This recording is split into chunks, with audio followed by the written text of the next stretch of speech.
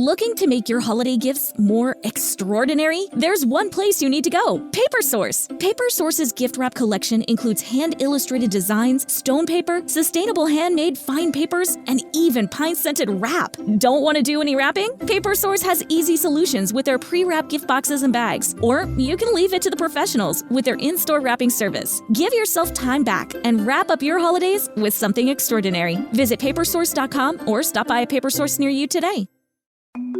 It's important to properly dispose of unwanted medication or sharps. MedProject offers free and convenient disposal options near you. To learn more, call 844-MED-PROJECT or visit medproject.org.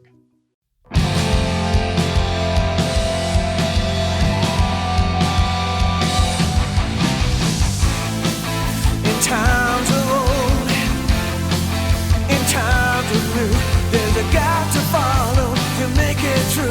It's the pop culture field, and you will. Now, today's episode is actually about some of the goriest and just bloodiest scenes, excluding horror, that we've seen in pop culture. So we're talking battles, we're talking, action, fight sequences, primarily in the action genre. Yes. Because we all know horror is part of the appeal of slasher films, and horror films is just the blood and guts. But we've already talked about horror, so let's see if we can, pinpoint some of those action scenes that just make you say, what the hell, man? Yeah. Horror's got its own place, obviously, but there's something about gore in action movies that what do you think it is, Cameron? Why do you think a filmmaker would choose to put like more gore, more blood, more kind of creative kills in their action movies?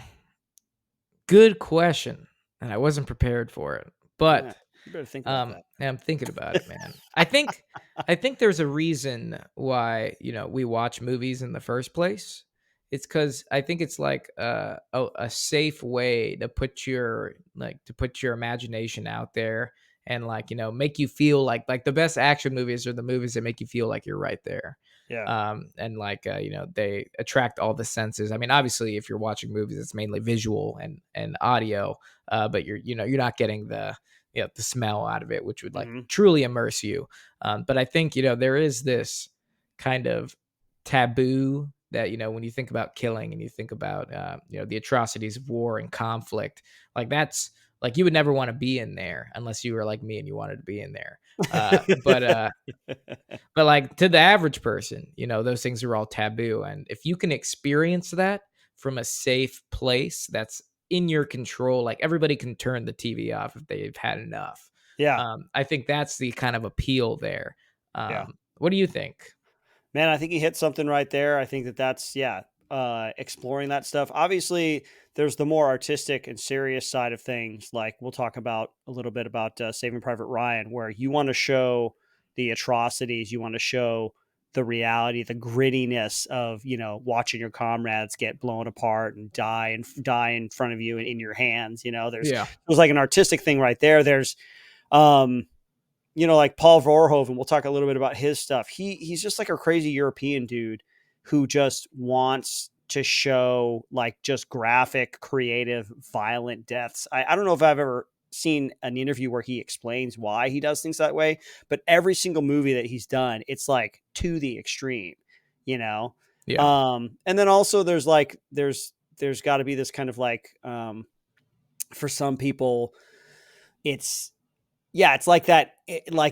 Like how crazy can we go? Wouldn't it be funny if, or wouldn't it be crazy if we just made this crazy, dudes getting just chopped limbs off and screaming, the spurts of blood, with a lot of Japanese samurai movies and stuff. We'll talk about Kill Bill a little bit today, just the spurting 10 gallons of blood, out of their bodies. So I think there's a lot of reasons, why people want to put that graphic bloody gore to their stuff. Speaking of that, isn't there an interesting backstory? And I think you've mentioned this before, but you're going to have to remind me of where that over the top bloody spurt came from. Oh yeah. Yeah. It's one of those things you just catch on a YouTube short or a Instagram thing where apparently there was a samurai movie and the guy was all done up. He was supposed to get sliced, and then he was supposed to spurt blood, but then the bag or whatever that he had, like, just went, like, it broke and it spurted like all the blood out at once. And it became this like iconic moment to the point where I think a lot of Japanese people, Japanese movie makers are like, oh, that's like a thing to do now, and you see it all over Japanese animation. Yeah. It's just like somebody gets an arm cut off and it explodes and it squirts out of there with like a steady stream, Yeah. where it's like, that's not how, I mean, I've seen some real life footage of like dude getting chopped in the neck, like this hockey player dude. And then there was like a robbery video. Yeah. Like he's holding it and you can see it spraying out. Like, Yeah. I think arterial bleeds are a little more They're like that, right? bright blood, and when the heart beats, it's pumping. So you'll see that that goes with the heart. So if you see that, you should probably move that guy really fast. Yes. Yeah. He's 'Cause literally pumping out his own lifeblood. Yeah, exactly.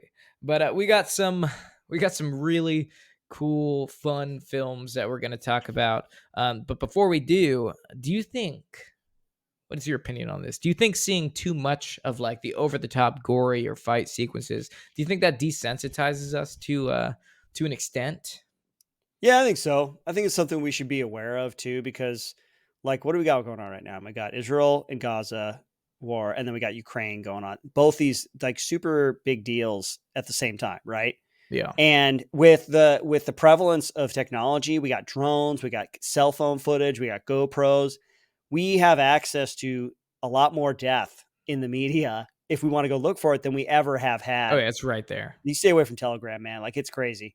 So it's like, and it's like, these are human beings, like there's, I think that in society, we have to try to maintain a certain level of respect for life in general. And then if we see too much of this stuff and it just gets too crazy, then we forget to remind ourselves that like, this is like, death is this awesome thing in life. It's a part of life. And like we lose loved ones and people die in horrible ways, and we can be very cruel to each other, and so I think the desensitization can happen to where those things get muted and lost a little bit, and you forget how shocking and how horrific actual life can like really be, Yeah, no, I think that was a very sentimental and honest opinion. I think to an extent it does. Because, growing up, most of these movies on the list here I've seen, before even joining the military, and my first exposure to like ever seeing this in real life. It was kind of like, I was like, wow, they do a really good job in Hollywood of like making this look super real. Like, I remember like seeing my first like casualty come in and like just being blown up to all hell. And the only thing you're really missing in movies is like the smell. I think that kind of, once you get that, then you're like, you start to really realize. But I just remember sitting there thinking like, wow, like they really do a good job in Hollywood, because this looks, sometimes Hollywood to me looks like even more realistic than actually seeing it in real life. I'm like, gosh, like that's a lot. But yeah, no, I think you hit it to a point, because like, I mean, obviously people in like the medical field and like people in law enforcement and military, have a good idea and have a good sense of what like seeing death is. So like you get desensitized to it when you're around it a lot. But I think like, watching movies does do it to an extent, but I don't know. There's nothing beats, and this is not in a positive way, like saying nothing tops it, but seeing it for real. It's a different experience. But yeah, you can. I've definitely seen some people, leave the theater in some of these movies in a way. But I think it all depends on the purpose. Really, video games don't make school shooters. No,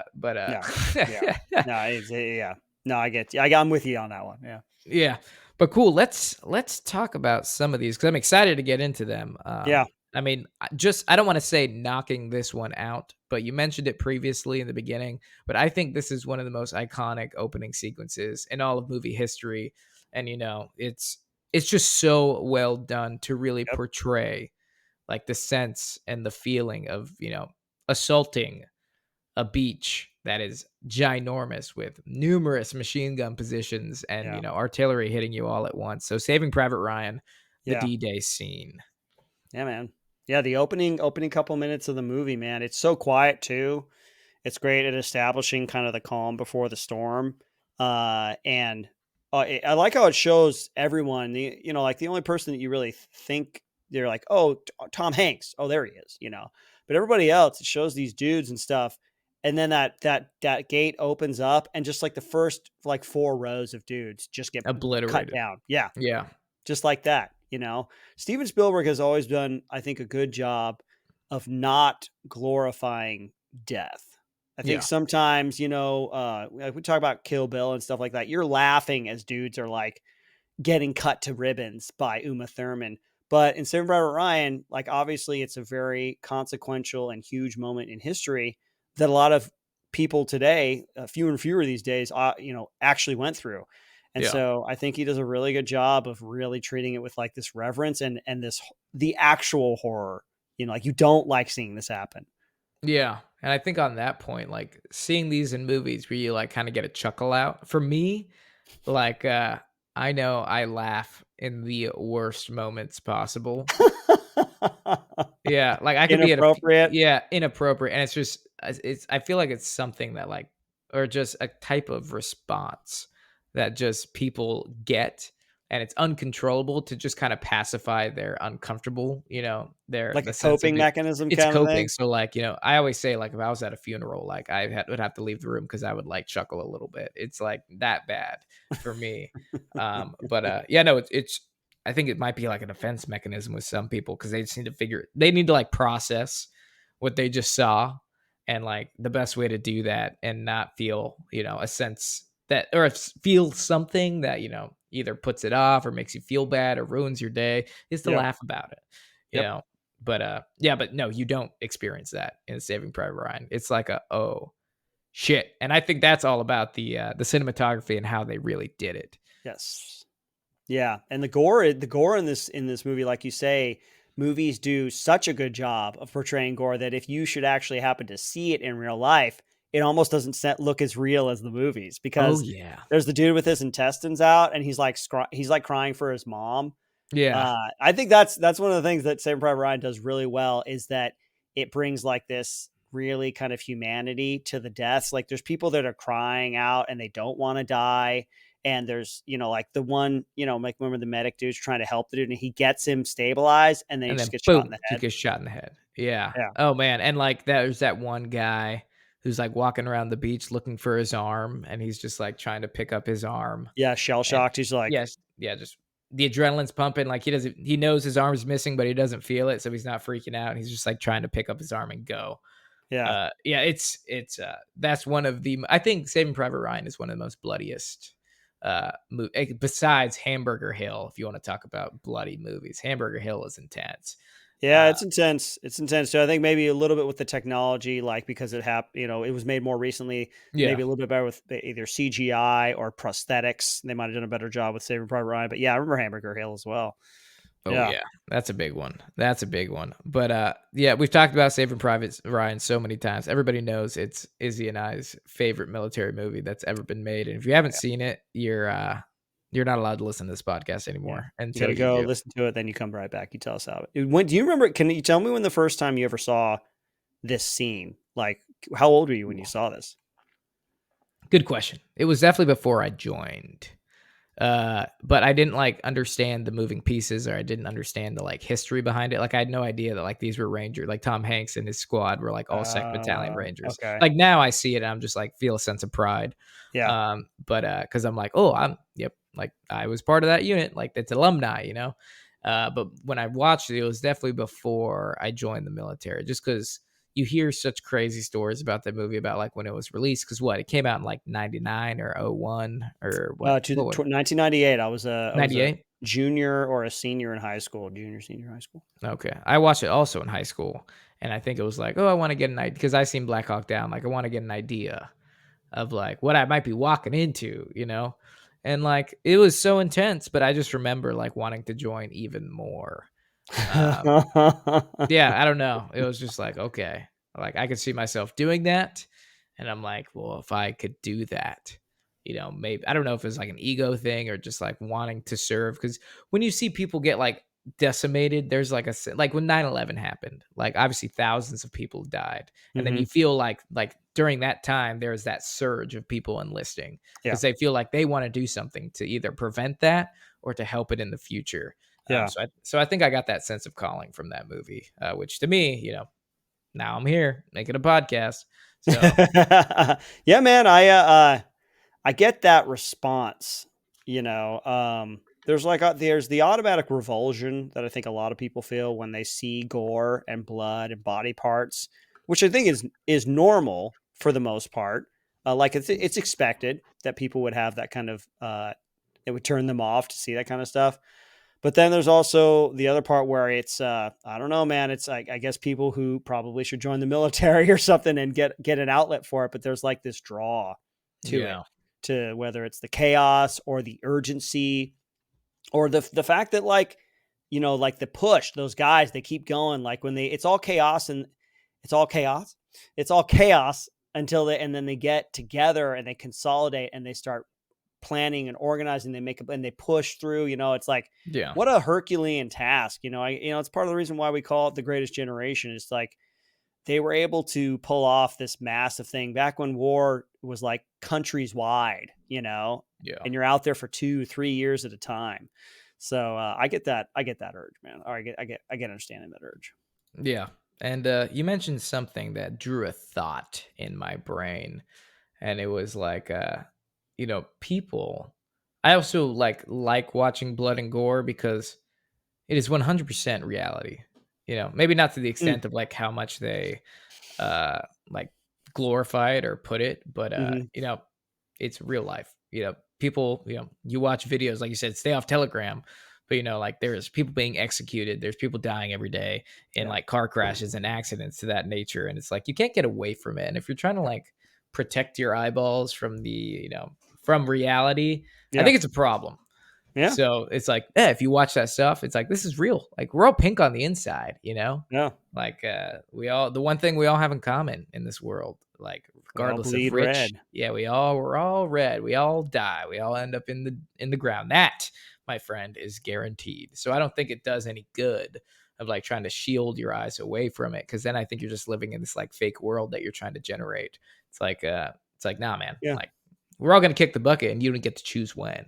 Yeah, it's true, man. So maybe going back to the desensitization point, there could be some benefit in there where you look at it and you force yourself to watch, and maybe more so like kind of the realistic stuff or the more gritty stuff, and less so like kind of the fun action movie stuff. But you're like, no, man, this happens. It happens all the time. It happens all over the world. We're killing each other. We haven't stopped killing each other since Cain killed Abel. That's what we do. Yeah. It's a human constant, Yeah. and we can laugh about it or cry about it, but we can't deny that it's out there, Yeah, absolutely. Well, let's move on to another movie here. You pick, because I set off the pace. So, dude, I've been having RoboCop on the brain for a while. The past couple of weeks on my stream, I've been playing RoboCop Rogue City, just kind of game that just came out, and it's great. It's they did it right. It's great nostalgia. They captured the feel and the look of everything. And it's made me want to go back and watch RoboCop. And that's a Paul Verhoeven thing. Paul Verhoeven is this crazy European director dude who, Starship Troopers is one of his bigger ones. I think he do Basic Instinct, but RoboCop, man. And there is an uncut version that I saw, the rated R version when I was a kid in the theaters because my parents are crazy. And it's bloody, man. Yeah, man. It's that kind of creative death and creative kills that you like. It shocks you, but it also like it draws you in. It entices you. Like, oh my god, it's so bloody. It's so graphic. And then the uncut version is even more so. So one of the most. It's like there's two iconic scenes that really kind of make this point, and there's the Ed 209 demonstration scene and then Alex Murphy's death scene. And so Ed 209, it's the thing, they bring him into the boardroom and they have a demonstration where that young executive like points a gun at it and says, you have 20 seconds to comply, drop your weapon, and he throws it away, And then Ed 209 malfunctions and continues to count down. And he's like trying to run away. And then finally it says, I'm authorized to use lethal force. And it blows him away with like its 20mm cannons. And it shoots him and shoots him and shoots him. And he falls back. Well, in the uncut version, like he keeps shooting him while he's dead on the table. Like he's just shooting him and shooting all this blood going everywhere. And it's just like, it's just so over the top. Like you can't turn your eyes away. And then of course, when Alex Murphy, who's RoboCop, when he gets killed by Clarence Bodiger and his gang. Yeah. That's an intense scene. Dude, it's so intense. And in the Rated R version, it's intense enough, man. He's getting all these shots, he's yelling out, he's falling down, they're shooting him and all that kind of, shotguns. In the uncut version, like they literally blow his arm off. Like it gets shot so much that it falls off. And it's, just so bloody. And then he comes up to him and just shoots him in the head. It's ridiculously gory. But man, oh man, so iconic. Like everything, there's so many iconic moments in that movie where that have to do with violence, like the way that he meets out Justice, and then his fights with the dudes at the end. The what's his name? The guy who goes into the pit of the vat of toxic waste. Yeah. And then he like runs his car into it, and then he comes out and he's like all his skin's hanging off of him, and he's like, oh, help me. And he goes over to the other guy, Ray Wise's character, and he's like, get away from me, man. And then he wanders in front of the other dude in the car, and the guy runs him over and just explodes because his body is so decrepit. Emil Antonowski, Paul McCrane's character from ER. But it's just so over the top, man. And I don't know, in the action genre or whatever, major motion pictures, I don't know how prevalent that was at the time. I feel like we go through phases in Hollywood where we're more about certain things. And this one just kind of like, man, it just, it just blew me away, man. RoboCop. I've been jonesing to watch it to find like an uncut version. I can't find it somewhere. You guys let me know if you can find it anywhere. Yeah, no, Paul Verhoeven. I'm reading this article right now, and it said RoboCop actor's X-rated death wasn't gory enough for Paul Verhoeven, and this was the scene with ED 209, and it was estimated that, and apparently those little charges for those not, I just learned this. It's called a squib. Squib. So it's called a squib, and that's what the blood is packed in, and it's a little charge, and that's what makes it spray. They used an estimated 200 blood squibs strapped onto Kevin Page to literally do this scene. Oh my God. That's a lot of squibs. Yeah, man. Yeah, it's crazy. Paul Verhoeven, where is he from? For a graduate, University of Leiden, Netherlands, entered the Royal Navy. Okay. Netherlands, maybe. Okay. Just crazy Europe, dude. Just basically. Crazy European guy. But RoboCop, man, just will always, and of course we talked about one-liners, or we often talk about one-liners. We had an episode on one-liners, Arnold Schwarzenegger's one-liners. There's some great one-liners in this movie, and they do a good job in the video game of bringing those ones up too. So your move, creep. Where are we going next? We are gonna go. We got a lot of options. It's kind of hard. We got a lot of options, man, and a lot of good options. Let's talk about the fun side of violence and gore and death that was done intentionally, right, as a stylistic choice to kind of honor and go an homage to Japanese samurai movies. It's Kill Bill. I know where you're going. Yeah, of course. Kill Bill Volume 1 especially, where Uma Thurman fights the crazy 88. And it's like that blood spurting thing on purpose, because obviously Quentin Tarantino, he is a student of film from way back, and he wanted to input those tropes from samurai movies, Japanese samurai movies especially, into this fight scene, and it's fun. Like, it's amazing to watch. He even plays the music, the kind of the bebop and music, and puts like a fun spin on it. And there's a version of it. I don't know exactly where you can get it, or if you guys let us know out there. But there's a version, like in the American version when it first came out, there's a part in that where she blinks her eyes and everything becomes black and white. And then there's a bunch of action that happens. Well, that's actually, I think they did that for for ratings purposes. I think there's an uncut version. I've seen a version of that where that doesn't happen. And the fight is actually extended. It's a little bit longer and everything stays in color. Because I think that it was actually too graphic. There was like too much blood and death and dismemberment on screen to where they said, hey, can you make it like black and white? So it's like less abrasive, less. Yeah. Like, It just looks like water coming out. yeah. Yeah. So that scene, if you can ever find that, it's even crazier, where she's jumping around and doing like the part where it's freaking Zoe Bell, her stunt woman, flipping around and doing like breakdancing stuff on the floor, and she's like swinging it around and cutting legs off.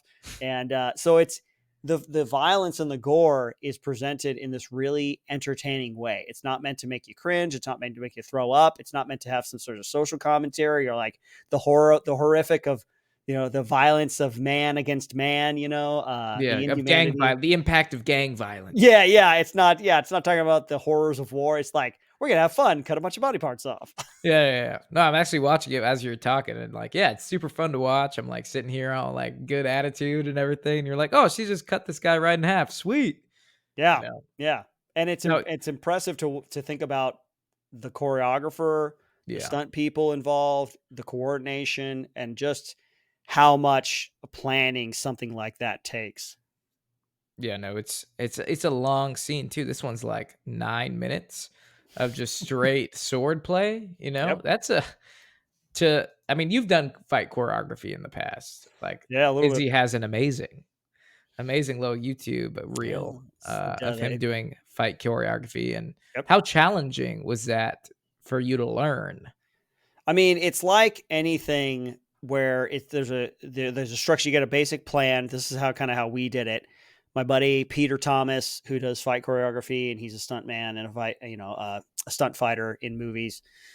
Peter Lee Thomas, you go check him out. But he's been on the podcast. Yeah, we had him in. Yeah, you can go back to season 1. He's on there. It's been a while. We haven't been in touch, but he had this vision. He wanted to do something. He just wanted to challenge himself to do fight choreography. So we got a basic plan together and some stuff we wanted to do, and then it's really just practicing it, and then being willing to like change some things too. So you try to memorize these moves, you practice these moves.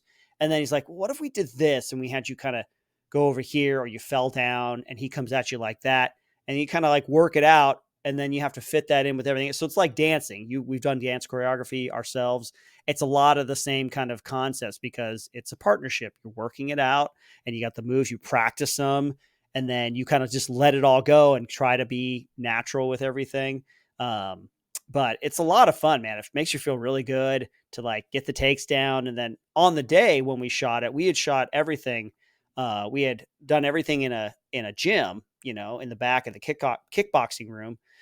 And then we go up to a rooftop, and then we change that based on the geography of the rooftop that we have, and so things change a little bit. So it's really a really fun process. And I just reconnected with my buddy, Oliver Thompson, who directed that fight scene on the day. He was the director that we had, and he ended up editing a cool cut of it.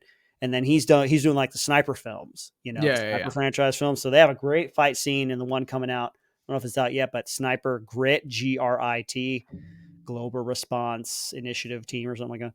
But great scene, very John Wick style scene, long takes, with the camera following the action.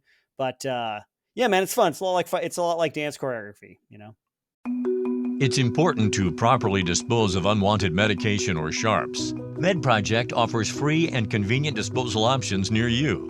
To learn more, call 844-MED-PROJECT or visit medproject.org. With the Lucky Land Slots, you can get lucky just about anywhere. This is your captain speaking. We've got clear runway and the weather's fine, but we're just going to circle up here a while and get lucky. No, nothing like that. It's just these cash prizes add up quick. So I suggest you sit back, keep your tray table upright, and start getting lucky. Play for free at LuckyLandSlots.com. Are you feeling lucky? No purchase necessary. Void where prohibited by law. 18+ terms and conditions apply. See website for details. Well, that's cool, man. Yeah, I've never done that, but I'm open. You could do it. Yeah, all that to say is you could do it because you have a dance background, which would totally lend itself to you learning fight choreography. Well, thanks, man. I appreciate you believing in me. But like I'm saying, I'm opening. So if anybody is out there wants to do some fight choreo, let me know. But moving on. Yeah, so that's Kill Bill. Great sequence there. I feel like we are in a time that like superheroes, like we have Marvel, we have DC with Sony, like they're everywhere.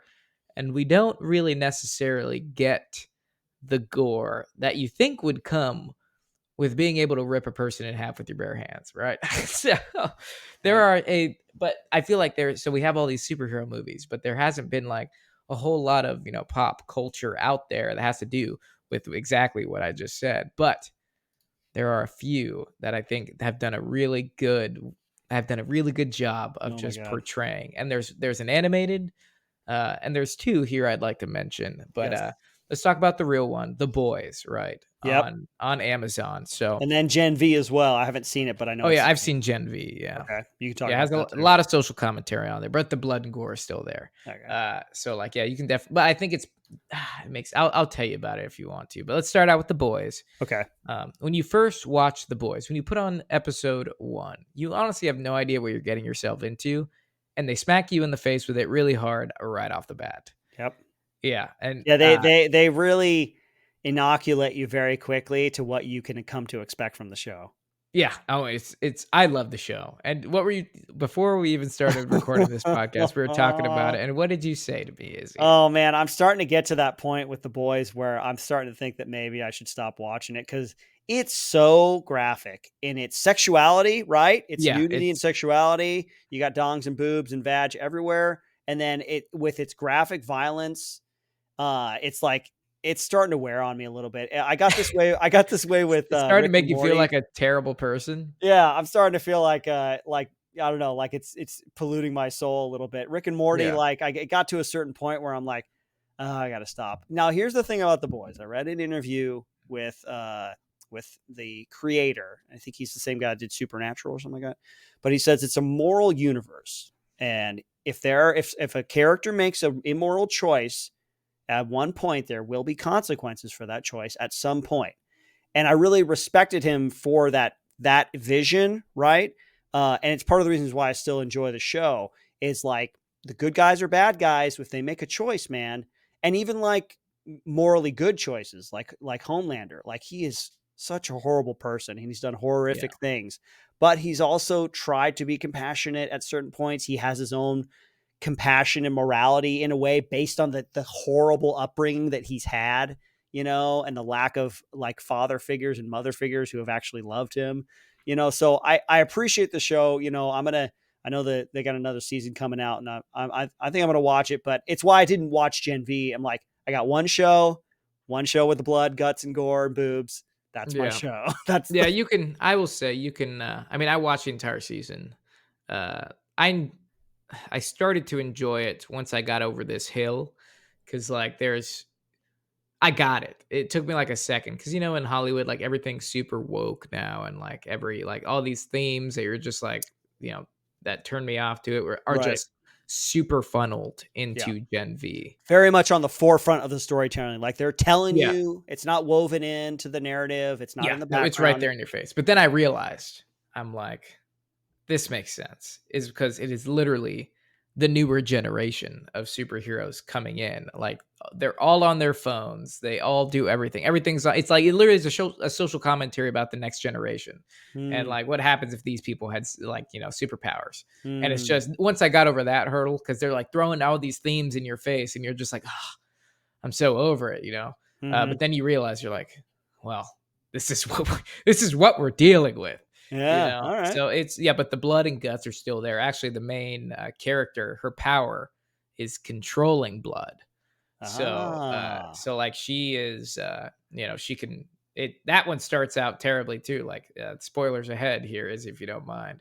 But this becomes like a big theme, and it's the first opening sequence, and like she's grown up. I think she's 13 or 14. The one that controls blood, and it's like she's in her bathroom and she's housed. She doesn't realize that she has powers yet because obviously all the parents in The Boys, like fed their children the compound V that turned them into superheroes. So they were all unaware. Yep. A little bit of parental abuse. And yeah, she comes of age where she has her, her womanly time of the month, and she has no idea what's happening because like it's not normal. So like, but then like her mother bursts in the bathroom to figure out what's happening because like her blood is like literally starting to float in the air, and she's like, "What?" And then, long story short, she has no idea what she's doing, can't control anything, murders her mother. Her father comes in, murders her father by accident, and like she just kills her entire family. Oh, that's and sad. yeah, and that's the opening sequence to Gen V. So yeah, they all open just right in your face, the bloodiest, goriest scenes ever. But I can learn to appreciate them just because like I like how you said that it's a moral universe, but then you introduce these people that think they are above morality because they see themselves as gods, and they see that everybody else should bow down. And there's a little bit of that in the show too, seeing yourself as a god versus just trying to be like a morally straight person. There's like there's a struggle between that in the show. But yeah, if you have a second to watch it, I mean, I'm not telling you need to. Well, what I did good. I did watch. I watched I don't know what I heard. I heard it dovetails or has a connection to the next season of The Boys. And I got kind of annoyed because I'm like, I don't want to like, oh man, I don't want to have to watch this, So I watched a YouTube video that explained the ending of it, and I kind of got the basic story beats and where they end up. I'm like, okay, now I can watch the next season of The Boys. Okay, you should be fine. I mean, you'll have a couple of characters that pop up in the spinoff, like Homelander's in the final episode. He like shows up. Yep. Yeah, and then also Soldier Boy's in it. Oh really? Oh wow. Oh yeah. Soldier Boy's in it for like an episode, but like they're in a dream of like this psychic superhero, and he like shows up in the dream, and he's like, yeah, she's been spanking off to me for years. And he's like her favorite superhero, so he's obviously in this dream world as like one of the main characters. But I love Soldier Boy. I think he's terribly good. Oh my god, he fits right in that world, man. He fits right in. But enough about The Boys. The second one I wanted to get into is Invincible, and we talked about this one, and this has some. Not to mention, as this, we talk about blood and gore. The title of the episodes, as each episode happens, just gets bloodier and gorier and gorier and gorier until you get to the final episode. But they just started a new season. Have you been watching it? It just started. It just came out. Yeah, I think there's like 2 or 3 episodes of season 2 out right now. No, I will have to watch that because when I first saw the trailer for the first season of this show, I was completely uninterested. I'm like, oh, animated show, superheroes, whatever. And the first 45 minutes of the first episode is totally like, all right, standard stuff, character building. Oh, this kid's going to have an arc. His dad's a superhero. He's learning how to use his superhero powers. Like, and I'm sure they did it on purpose. Like, yeah, it's going to be a standard show. It's not a big deal. It's following this outline. Yeah. And that ending, the ending of episode 1. Yeah. Well, for those of you who haven't seen it, why don't you, spoilers ahead for your folks. Yeah. Unless you want, do you want to? Oh yeah. Oh, I'm totally going to spoil it. It's been out for like 2 years, man. Yeah, come on. But maybe if you haven't watched the show yet, maybe it'll entice you to do so because it definitely takes a left-hand turn and is not the kind of show that I thought it was going to be when I was watching the first part of the first episode. But there's this superhero team, much like the Avengers. They're called the Guardians of the Globe. And it's the standard stuff. There's the Batman figure, the Flash figure. There's, the Wonder Woman figure. There's a guy called Immortal, Aquaman. Yeah, all these people. It's the standard stuff. They're all variations on a theme. And then there's Omni-Man, who is a Viltrumite. He's an alien, right? Superman. He's the Superman character. Well, they've all been assembled. They all get called to assemble at their headquarters. And then Omni-Man just comes in and he just starts brutally murdering all of them. And it's like bloody. He takes this Flash type character and he crushes his head slowly as the dude's like trying to punch him. And then the dude's like hands are breaking because he's punching him so many times and he just can't break free. And he just smashes his head and his eyeballs and brain matter just goes everywhere. And everyone like freaks out and screams, and they all try to fight him, and he just can't do it. Yeah. Decimates them. All of them. It's just so shocking. And then that's kind of part of the arc of the rest of the show, which I won't spoil, is he totally lies about it. He gets injured. And then everybody shows up, like the kind of shield type organization shows up and collects him and all the bodies. And they're like, what happened? And he totally lies about it. He doesn't say why he did it. And then as you go throughout the show, it's slowly revealed. In the last episode, he says why he ended up doing it, So it's very, very well done. Like he has his reasons, and his son is trying to figure it out too. And his son's trying to become a superhero and not doing a very good job, But it was really good. I was very impressed with it. I'm very excited. I'll have to jump in and start watching those episodes, man.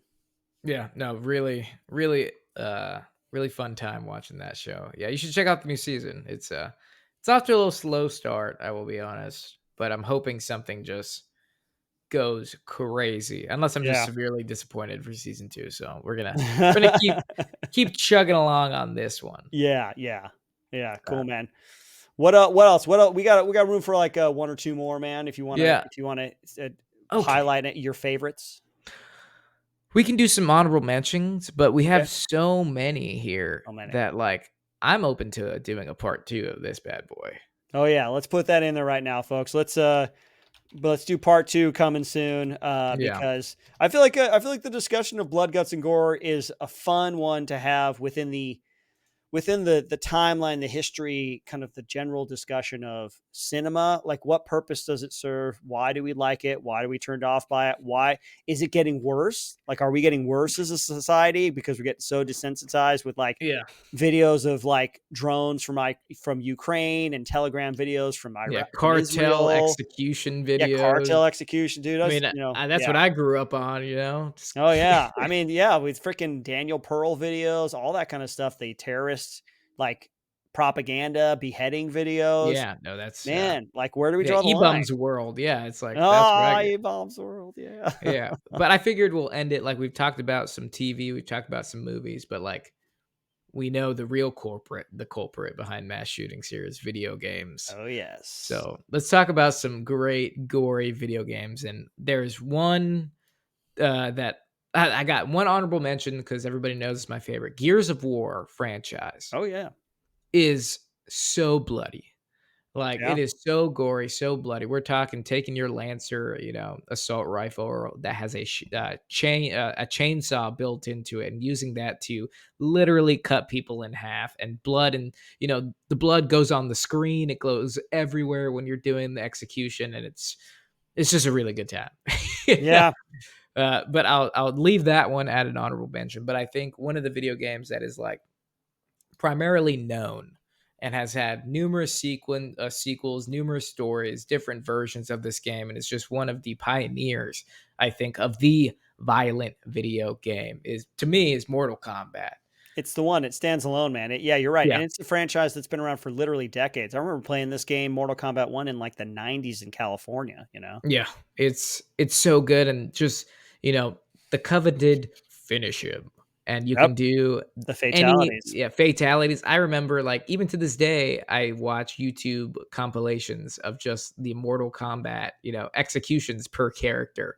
Yep. And they're so creative. They have, and as the game has progressed, they've gotten, more advanced, more characters, better graphics. Yep. Like they just get cooler. More creative deaths. Yeah, more creative deaths. And it's just, you've had the introduction of like other pop culture known characters. Like I'm pretty sure you can play Rambo, you can play Terminator, you can play Darth Vader or something like that. The Predator, the Joker, Rambo. Rambo. Yeah, all those. Yeah. And they all have their own specific. And I think that's super cool to be like, hey, how would, if Rambo needed to kill, or how would the Terminator like kill somebody, in this game? And they have their own custom execution. I thought that's super creative. But yeah, my favorite part about the executions though is like, it is Ryan here, and I have a question for you. What do you do when you win? Like, are you a fist pumper, a woohooer, a hand clapper, a high fiver? I kind of like the high five, but if you want to hone in on those winning moves, check out Chumba Casino. At ChumbaCasino.com, choose from hundreds of social casino style games for your chance to redeem serious cash prizes. There are new game releases weekly, plus free daily bonuses. So don't wait. Start having the most fun ever at ChumbaCasino.com. No purchase necessary. VGW Group. Void where prohibited by law. See terms and conditions. 18+. when they punch you or they kick you, they like switch the internal view and they Yeah. just show all the bones cracking and like all the veins tearing and the arteries just blowing up. Yeah. It's just, as talking about violent video games. Yeah. Mortal Kombat is the best of the best when it comes to that. Yeah. Your buddy Jordan, Dr. Jordan.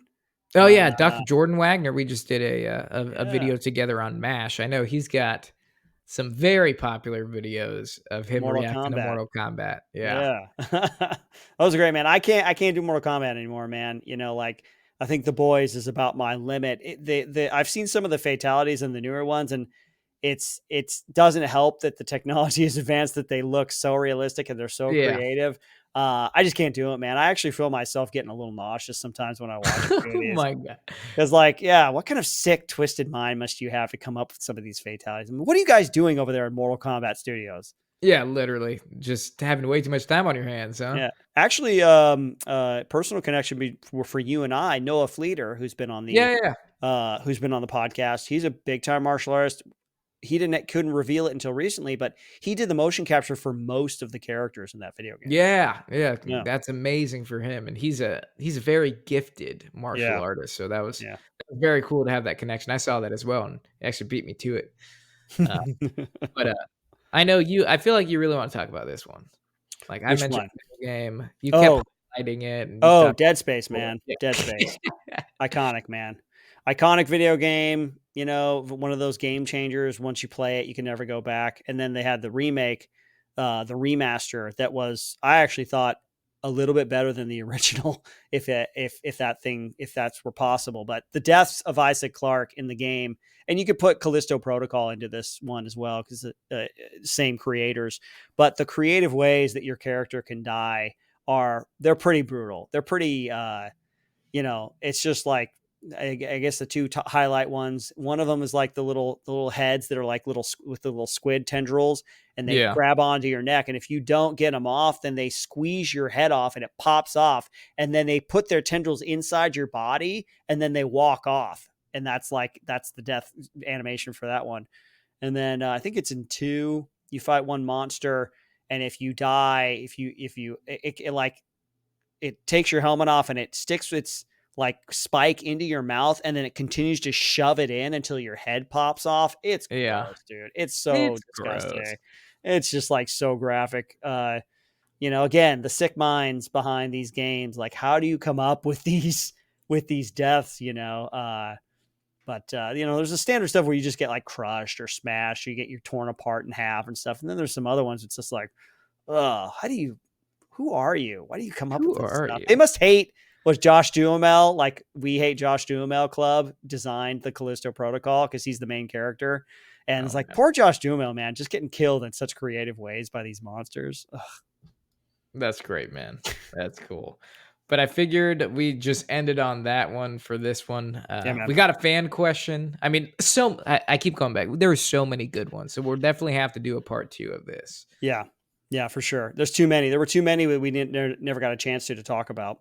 Yeah, I'm telling you guys, like over half of our list is still black, meaning like we didn't highlight it and turn it. We like to turn things red that we talk about, and there's more black than there is red. So yeah, we didn't even get to talk about any of the anime stuff. Oh man, and they get so bloody, so graphic, so graphic. But let's move on to our fan question. And Izzy, who's this fan question coming from? This fan question is from Luke via Instagram. It says, "Hi, Izzy, got a good debate for you that we often have in the British Army. Oh, thank you for your service, mate. Chest rig and shooter's belt or webbing belt? You just came out with, you could answer this question probably more authoritatively than I could. You just had an equipment breakdown for your setup, right? And that's on your YouTube channel, Cameron Fast. On YouTube. Yeah, Kick God Cam. Yeah, I just came out with one of those. If you're listening to it, check it out if you're curious about what I use. But hey, man, I will say this.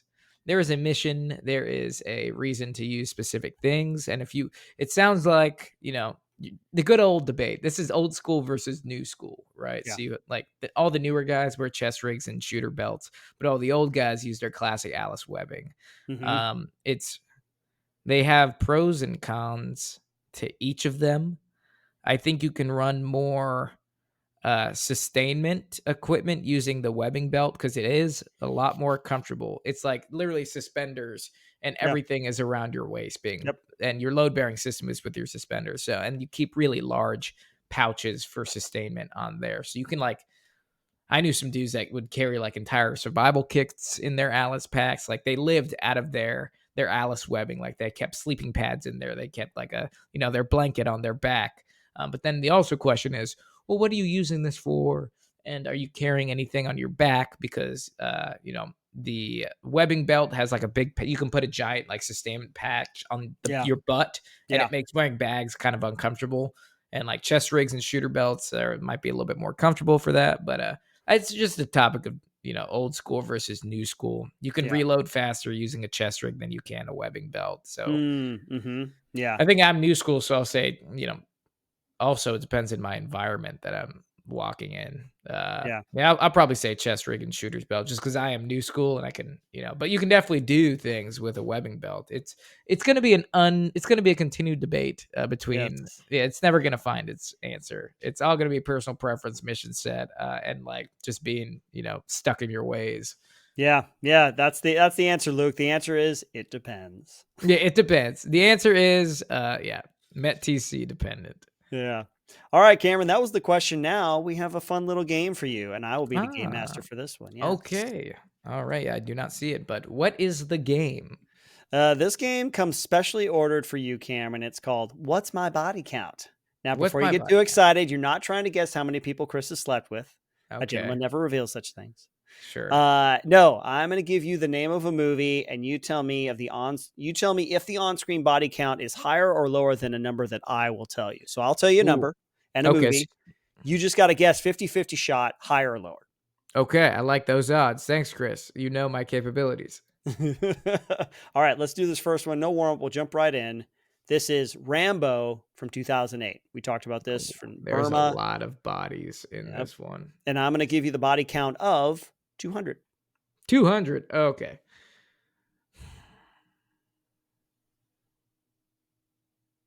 I'm just going to say, like on-screen deaths or like deaths that they mention.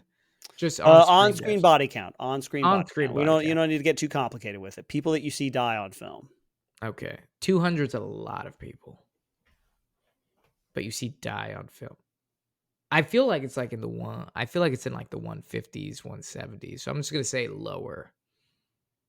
Incorrect, Cameron. It is a higher body count. Wow. Than 200. It is 247 to be exact. Jeez, man. You got to believe in Rambo, man. I got to believe in Rambo. Yeah, one man. Yeah, he is true Sisu. That's right.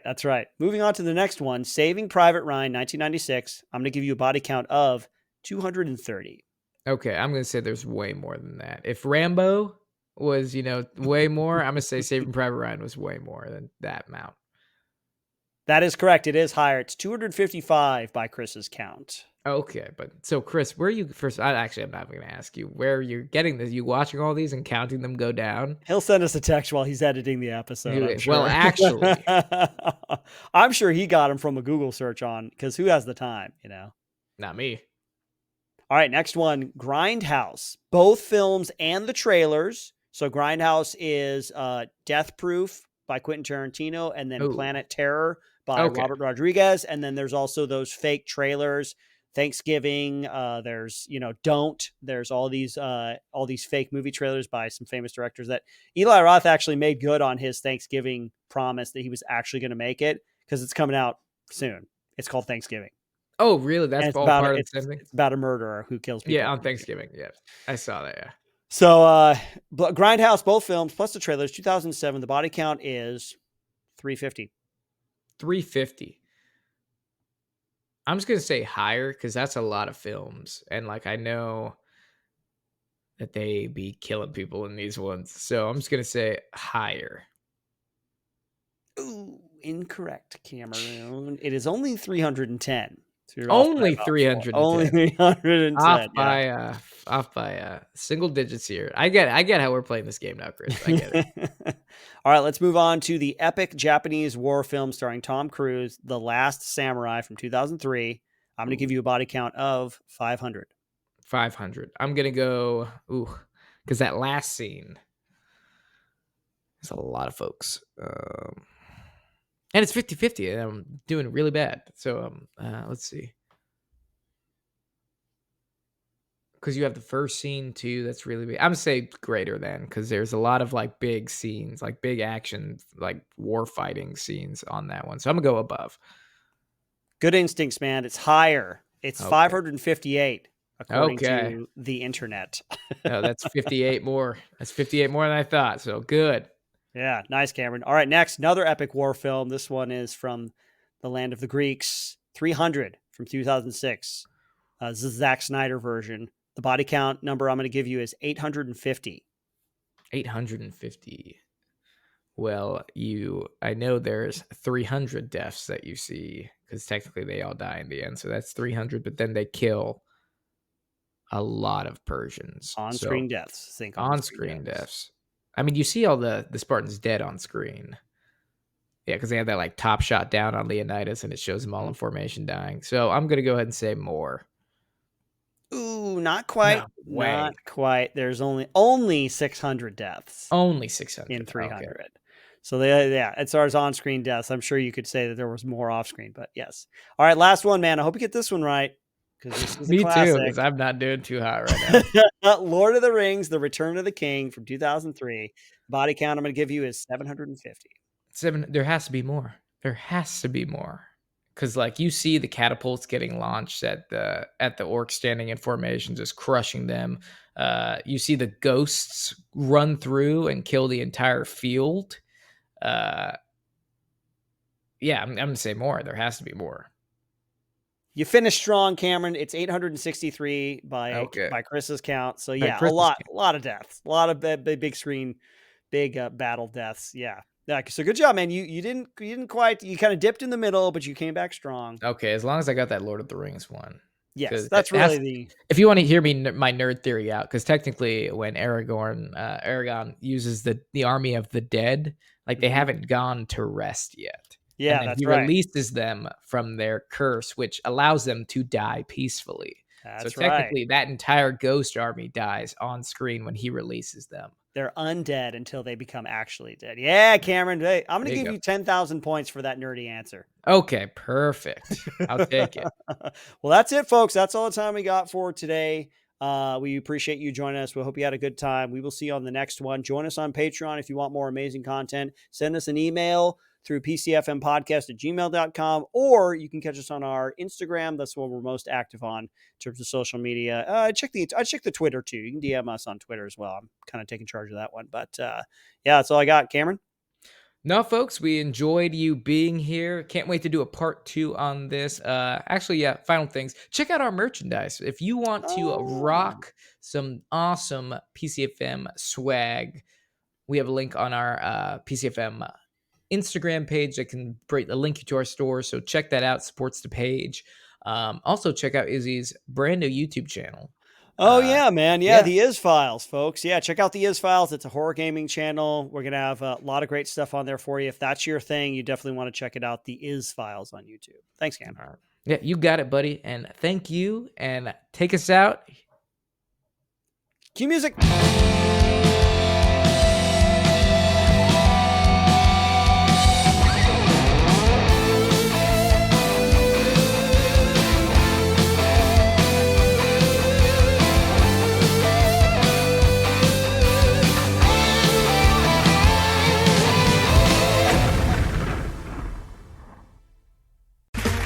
Okay, round 2. Name something that's not boring. A laundry? Ooh, a book club. Computer solitaire, huh? Ah, sorry, we were looking for Chumba Casino. That's right, ChumbaCasino.com has over 100 casino-style games. Join today and play for free for your chance to redeem some serious prizes. ChumbaCasino.com. No purchase necessary. Void where prohibited by law. 18+ terms and conditions apply. See website for details. Hey guys, it is Ryan. I'm not sure if you know this about me, but I'm a bit of a fun fanatic when I can. I like to work, but I like fun too. It's a thing. And now the truth is out there. I can tell you about my favorite place to have fun. Chumba Casino. They have hundreds of social casino style games to choose from with new games released each week. You can play for free anytime, anywhere. And each day brings a new chance to collect daily bonuses. So join me in the fun. Sign up now at ChumbaCasino.com. No purchase necessary. VGW Group. Void where prohibited by law. See terms and conditions. 18+.